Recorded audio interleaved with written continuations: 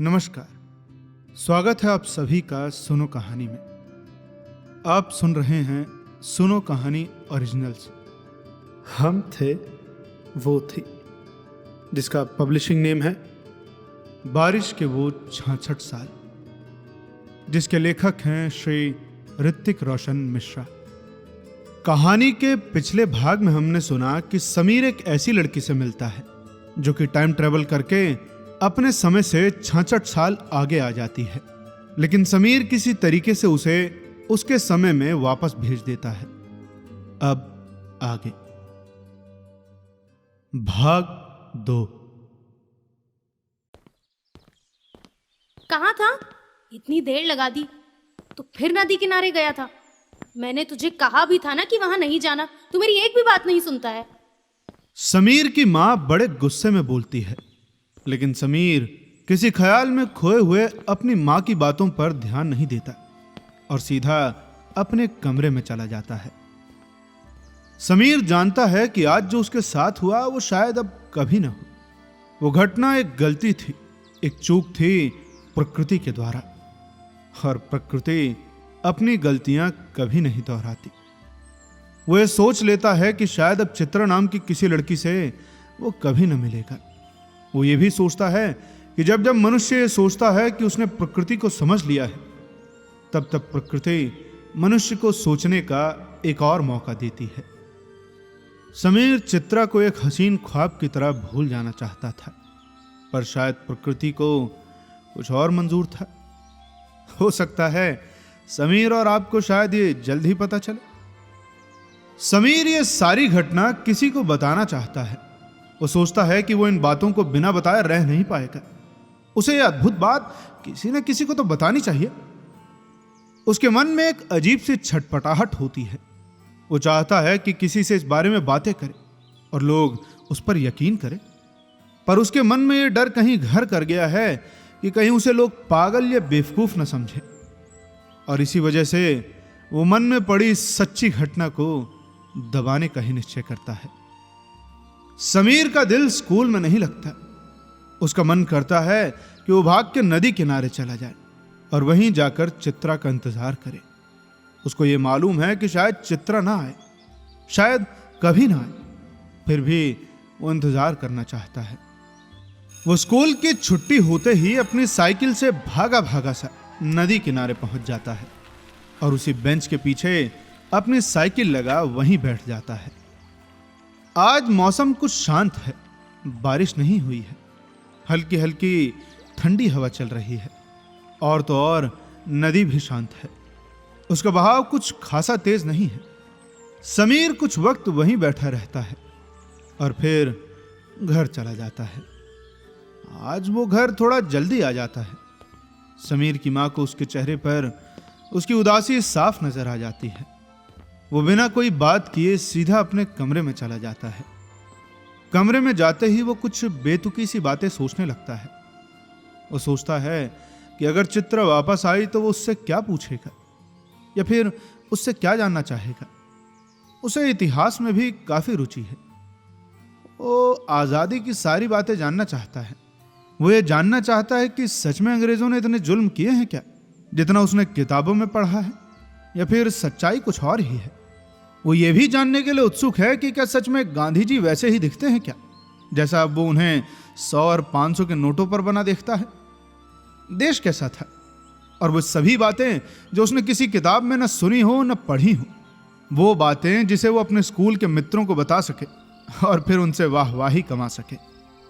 न जाने कब ये सब सोचते सोचते उसे नींद आ जाती है और वो सो जाता है।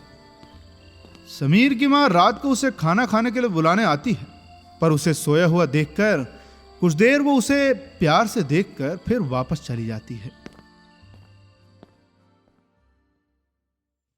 अगले दिन छुट्टी थी, रविवार था। वो सुबह सुबह ही नदी की ओर निकल जाता है। आज उसकी साइकिल में एक गति है जो शायद नदी की लहरों से प्रतिस्पर्धा कर रही है। न जाने किसके लिए वो इतनी तेजी से जा रहा है। आखिर कौन है जो उसका बेसब्री से इंतजार कर रहा है। वो जैसे ही नदी किनारे पहुंचता है वो हैरान हो जाता है। उसे चित्रा ठीक उसी बेंच पर बैठी नजर आती है जहां वो कल बैठा था। वो घबराते हुए बेंच के पास आता है। अरे कहाँ थे तुम? तुम्हें मालूम है कि हम कब से इंतजार कर रहे हैं तुम्हारा। हमें लगा तुम यहीं आसपास रहते होगे तो हमें देख हमसे मिलने आओगे, पर तुम तो बड़े घमंडी हो। अब जाओ, अब हमें तुमसे कोई बात नहीं करनी। चित्रा अपने उसी अंदाज में अपनी नाराजगी दिखाती है जिस अंदाज पर शायद समीर फिदा है। पर तुम यहाँ आई कैसे? और ये कहते कहते समीर उसके बगल में बैठ जाता है। आई कैसे? जैसे तुमने बताया था, हम नदी में आए तो पूरे दिल से तुमसे मिलने का सोचा और हमारी आंख सीधा यहीं आकर खुली। तुम्हें मालूम है, यहाँ की हवा थोड़ी भारी सी लगती है और हमारे यहाँ से शोर भी बहुत ज्यादा है, और तुम्हारे तुम्हारे कपड़े हे राम, जीन्स और शर्ट है। इससे अजीब भी कपड़े पहनते हो क्या? हमारे बाबूजी तो धोती और कुर्ता पहनते हैं और वहां तो सभी ऐसा ही पहनते हैं। तुम तो अंग्रेजों जैसे लगते हो।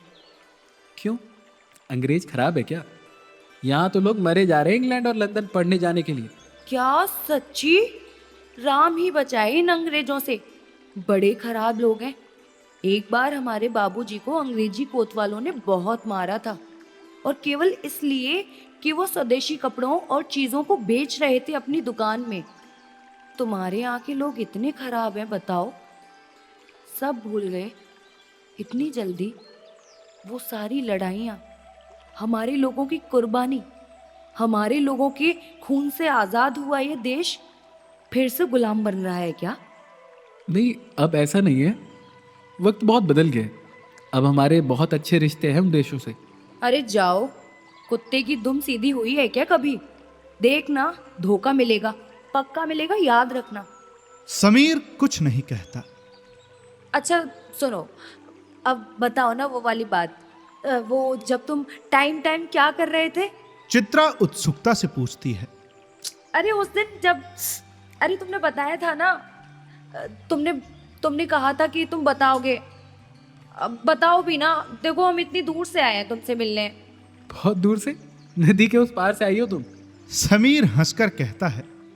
पर लग तो 66 साल गए ना समीर बाबू। चित्रा थोड़ी गंभीरता से कहती है। तुम्हें मालूम है कि साइंस मतलब विज्ञान समीर कुछ रुक कर कहता है। इतना आगे पहुंच गया है कि हम लोग अब वक्त में आने जाने की मशीन को बनाने की कोशिश में लगे हैं। वक्त को समझने के लिए हमने कई रिसर्च मतलब कि शोध से पता लगाया है कि एक वक्त में केवल एक वक्त ही नहीं चलता, उसके अलावा कई और समय की धारा चलती है। मतलब डायमेंशन, मतलब तुम ऐसे समझो कि जैसे ये नदी बह रही है वैसे ही वक्त भी बहता है, और वक्त का बहाव ही भूत भविष्य वर्तमान है।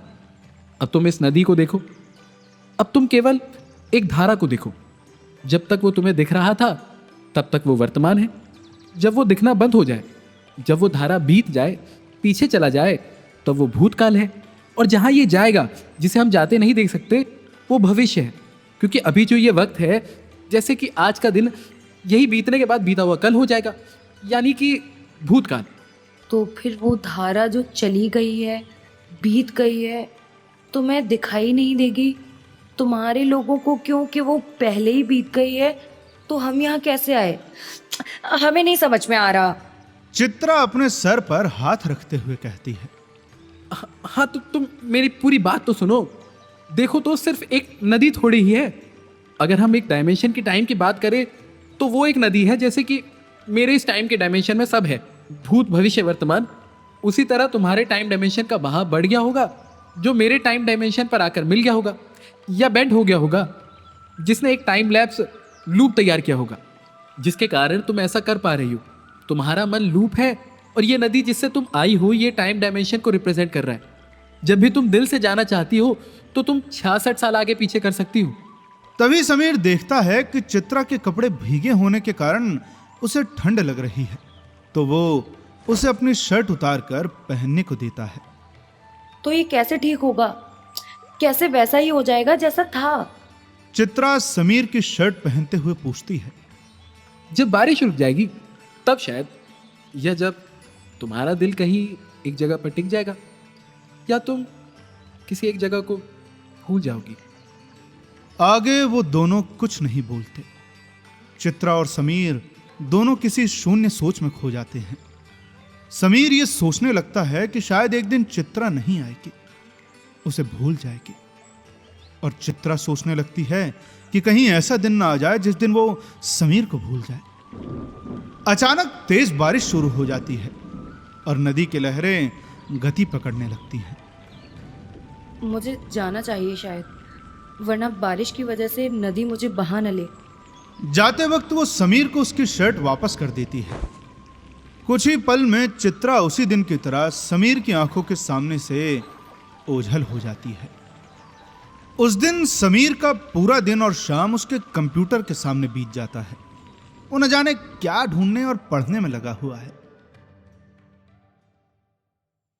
अगले दिन वो स्कूल के लिए निकलता तो है, पर स्कूल नहीं जाता और नदी किनारे चित्रा का इंतजार करने लगता है। मौसम साफ है और वो भगवान से प्रार्थना करने लगता है कि आज वर्षा न हो, ताकि वो कुछ ज्यादा वक्त चित्रा के साथ बिता सके। तभी कुछ ही देर में उसे चित्रा नदी से निकलते दिखती है। समीर आसपास देखता है कि कहीं कोई उसे देख तो नहीं रहा, पर नदी के पानी का स्तर ऊपर आने के कारण लोग नदी के पास आने में थोड़ा डर रहे हैं और इसी वजह से ज्यादातर नदी का तट खाली रहता है। आज वो एक एक्स्ट्रा शर्ट लाया है। जैसे ही चित्रा आती है वो उसे सबसे पहले शर्ट दे देता है। चित्रा आकर बेंच पर बैठ जाती है और कुछ रुक रुक कर बोलती है, मुझे पूरी रात नींद नहीं आई, ये सोच कर कि हम सिर्फ तुम्हारी दुनिया में ही क्यों आए। हम केवल 66 साल ही आगे पीछे क्यों कर सकते हैं, मेरा मतलब कोई और साल क्यों नहीं। मुझे लगता है एक टाइम डायमेंशन के लूप का एक निर्धारित समय होता है। वो 1000 साल का भी हो सकता है और 100 साल का भी। तुम एक बार 66 साल आगे पहुंच चुकी हो और अब जब भी तुम्हारा मन टाइम ट्रेवल करना चाहता है तो तुम्हें केवल इस टाइम यानी मेरी दुनिया का ही पता है। इसलिए अगर तुम शुरुआत में ही कहीं और चली जाती तो शायद किसी और वक्त में आ जा सकती। तो जैसा कि तुम कल कह रहे थे कि जब बारिश रुक जाएगी तब ये सब ठीक हो जाएगा, तो हम भी वक्त में आगे पीछे आना जाना नहीं कर पाएंगे। चित्रा सीधे समीर की आंखों में देखते हुए कहती है, हाँ शायद, या फिर अगर तुम हमें भूल जाओ तब भी टाइम लैप्स लूप होल पूरा नहीं होगा। समीर नजर चुराते हुए कहता है, मतलब हमारे पास केवल 2 महीने हैं, केवल बरसात तक। चित्रा अपने दोनों हाथ की कोहनी को अपने पैरों पर रखते हुए और अपने चेहरे को अपनी हथेलियों में टिकाते हुए बोलती है, तो क्या अगले साल अगली बारिश में भी हम आ सकते हैं? शायद, पता नहीं। क्या तुम्हारे यहाँ बारिश हो रही थी आज? हाँ, क्यों? अच्छा, अब मुझे सारी बात समझ आई। क्या क्या हमें भी बताओ। देखो, अगर ये नदी ही टाइम डायमेंशन का बहाव है, एक लैप्स है, और तुम्हारी मन की चाहत लूप, तो किसी एक जगह की नदी को दूसरे से विपरीत होना चाहिए, तभी तो समय आगे पीछे हो सकेगा। वरना अगर बहाव नियंत्रण में रहे, सामान्य रहे, तब टाइम में लूप होल नहीं हो सकता। याद है तुम्हें, जब तुम आई थी तो कह रही थी कि अचानक मौसम खराब हो गया, क्योंकि तुम्हारे समय में मौसम अच्छा था और यहाँ मेरे समय में खराब। जैसे आज तुम्हारे यहाँ बारिश हो रही है और मेरे यहाँ मौसम साफ है। समीर और चित्रा आगे कुछ नहीं बोलते। तभी चित्रा कहती है, अच्छा, अगर हम ना आ सके कभी तो तुम आ जाना, ठीक है ना? समीर इस पर कुछ नहीं कहता। वो जानता है कि ऐसा नहीं हो सकता, नहीं हो सकता, क्योंकि उसने कभी चित्रा की दुनिया नहीं देखी। क्या हमारे घरों को तोड़ दिया जाएगा? हमें बाहर कर देंगे हमारे गांव से, सिर्फ इस लोहे के पुल के लिए? गांव होगा ही नहीं, लोग चले गए होंगे, तभी तो ये पुल, ये रोड सब बना। हमें बहुत प्यार है हमारे गांव से, हम क्यों जाएंगे? और भला तुम लोगों पर क्यों विश्वास किया जाए? अंग्रेजों की गुलामी करने फिर से उनके देश जा रहे हो। चित्रा चिढ़ कर बोलती है, जैसा तुम सोचती हो वैसा नहीं होता। कई अंग्रेज हमारे लोगों के लिए भी काम करते हैं वहाँ। राजनीति बदल गई है, अब हमारे देश को सब देशों से मिलजुल के रहना होगा। समीर गंभीरता से कहता है। अच्छा, और क्या क्या बदल गया है 66 सालों में? बहुत कुछ, लगभग सब बदल गया। नए शहर बने, नए फैक्ट्रियाँ, motor car, train, metro, mobile, computer और भी सैकड़ों चीज़ें। तुम्हें पता है, मैं यहाँ से बैठे बैठे भारत के किसी भी कोने में बैठे अपने दोस्त को देख सकता हूँ, वो भी एकदम आमने सामने। चलो ना झूठे, मतलब हम थोड़े पुराने क्या है, तुम हमें बेवकूफ बना दोगे? अरे सच्ची, तुम्हारी कसम, ये टेक्नोलॉजी है, कंप्यूटर से और भी बहुत कुछ कर सकते हैं। हमारी कसम? भला हम कौन है तुम्हारी कि तुम हमारी जान की झूठी कसम नहीं खाओगे? हाँ, समीर इस पर कुछ नहीं कहता और उसे बड़े स्नेह से देखने लगता है। उसे समझ नहीं आता कि आगे वो क्या कहे। कुछ अपनी दुनिया के बारे में बताओ ना चित्रा, अपने बारे में बताओ। जैसा कि तुम्हें पता है, हम चित्रा हैं, हम 20 साल के हैं, हम अपने गांव अमरावली में रहते हैं। हमारे पास 2 गायें और 3 बकरियां हैं। बकरियाँ? बकरियाँ कौन रखता है? क्या करती हो बकरियों का? खाती हो? समीर हंसते हुए बोलता है। क्यों खाएंगे भला? दूध बेचते हैं हमारे बाबूजी बाजार में। चित्रा मासूमियत से कहती है। बकरी का? और नहीं तो क्या, गांधी जी बकरी का दूध ही तो पीते थे। हमारे गांव आए थे, हमने अपने हाथों से पिलाया था उन्हें। हम छोटे थे तब, करीब 15-16 साल के होंगे। चलो तुम बताओ। जैसा कि तुमको पता है, मेरा नाम समीर है, मैं 18 साल का हूँ और मेरे पास कोई गाय या बकरी नहीं है, पर एक कुत्ता है, मिक्की। 18 साल की हो? छोटे हो हमसे तुम। हाँ, कुछ अपने वक्त का बताओ ना चित्रा। हम क्या बताएं, हमें कुछ नहीं पता। हम आज तक अपने गांव से बाहर भी नहीं निकले। बाजार भी बाबूजी के साथ एक ही बार गए हैं बस। कहीं नहीं गई? यहाँ की लड़कियां तो अब देश विदेश जाती हैं, घूमने, पढ़ने और काम भी करने। ऐसा क्या? काम? क्या काम? चित्रा आश्चर्य से पूछती है। सब कुछ जो भी बाकी लोग करते हैं। अरे पागल, तुम इतना समझो ना कि घर के काम से लेकर जहाज उड़ाने तक सब करती हैं। अब ये मत बोलना कि तुम्हें जहाज नहीं पता। हाँ हाँ पता है, उतने भी मूर्ख नहीं है। पानी में जो चलता है जहाज, वही ना? हमें मालूम है, हमने अखबार में देखा था एक बार। चित्रा अपने बालों को एक तरफ करते हुए कहती है।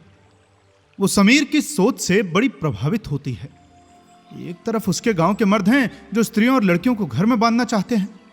उन्हें तो बस उपयोग की चीज समझते हैं, अपने से नीचा समझते हैं। बाजार, स्कूल और व्यापार में जगह नहीं देते, और तो और कई बंदिशें और पाबंदियां लगा देते हैं।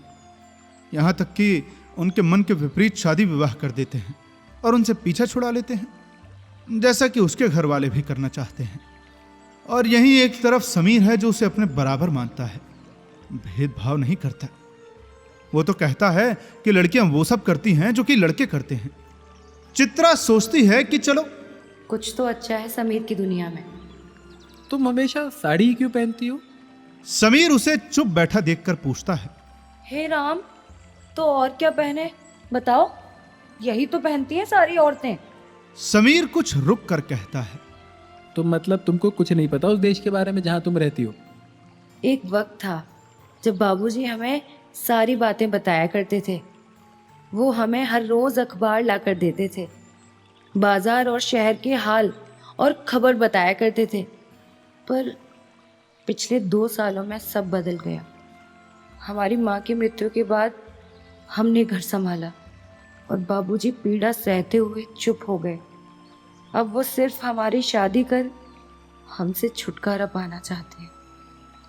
हमारा भाई अभी छोटा है, उसे हमारी ज़रूरत है। ये बोलते बोलते चित्रा रोने लगती है।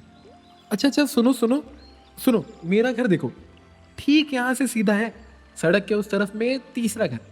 आ जाना मिलने अगर तुम टाइम डायमेंशन लूप बंद हो जाए तो। समीर बात बदलने की कोशिश करते हुए बोलता है। तब तो न जाने कितने बरस लग जाएंगे। मेरी दुनिया में तो तुम अभी तक पैदा भी नहीं हुए होगे। मैं क्या, मेरा बाप भी नहीं पैदा हुआ होगा। और दोनों हंसने लगते हैं। अगर जिंदा रह गई तो जरूर आएंगे। हाँ, बूढ़ी होकर आना, एक हाथ से कमर पकड़े हुए और एक हाथ छड़ी और मुंह ऐसे सूखे आम जैसा। हाँ हाँ हाँ। समीर अपने मुंह को टेढ़ा मेढ़ा करते हुए बोलता है। और बेटा कुछ चाहिए क्या? चित्रा समीर की बातों पर खूब हंसती है और समीर चित्रा को देख देख खुश होता रहता है। 66 साल इंतजार करना होगा ना? हाँ, आने वाले 66 बरसात इंतजार करना होगा। दोनों नदी की ओर देखने लगते हैं। धीमी मगर ठंडी हवा बह रही है। रेत से बहुत हल्की मगर एक अच्छी सुगंध आ रही है। नदी की लहरें शांत हैं, पर समीर और चित्रा के मन में सवालों और चिंताओं की लहर छलांगे मार रही है। चित्रा को याद आता है कि समीर ने उससे कहा था कि ये सब उस दिन बदल जाएगा जिस दिन वो ये सब भूल जाएंगे। पर वो सोचती है, कोई समीर को कैसे भूल सकता है? हम तो नहीं भूल सकते। उसकी बातें, उसका यूं परवाह करना, उसकी ये प्यारी हंसी, उसकी ये अच्छी सोच, उसका नरम दिल और प्यारी और मजाकिया बातें कोई कैसे भूल सकता है? कुछ देर बाद चित्रा किसी सोच से उभरते हुए कहती है, अच्छा हम जाएं क्या? काफी देर हो गई है। पर बारिश तो हो नहीं रही। समीर आकाश की तरफ देखते हुए बोलता है। क्या पता वहां हो रही हो। कुछ ही पल में चित्रा पानी में उतर जाती है और फिर समीर की नजरों से ओझल हो जाती है। उसके जाते ही समीर देखता है कि उसकी शर्ट जो चित्रा ने पहन रखी थी वो पानी में तैर रही है।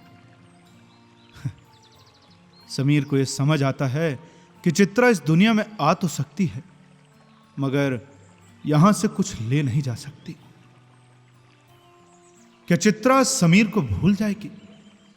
क्या समीर और चित्रा दोबारा मिल पाएंगे? यह जानने के लिए आपको इंतजार करना होगा कहानी के अगले भाग का। और यदि आप इंतजार नहीं करना चाहते हैं तो ज्वाइन करिए सुनो कहानी मेंबरशिप को, जहां आप इस कहानी को एक साथ सुन सकते हैं। साथ ही साथ हमें बताएं कि यह कहानी आपको कैसी लग रही है। मिलते हैं आपसे अगले भाग में। तब तक के लिए सुनते रहिए सुनो कहानी की अन्य कहानियां और अपना ख्याल रखिए। धन्यवाद।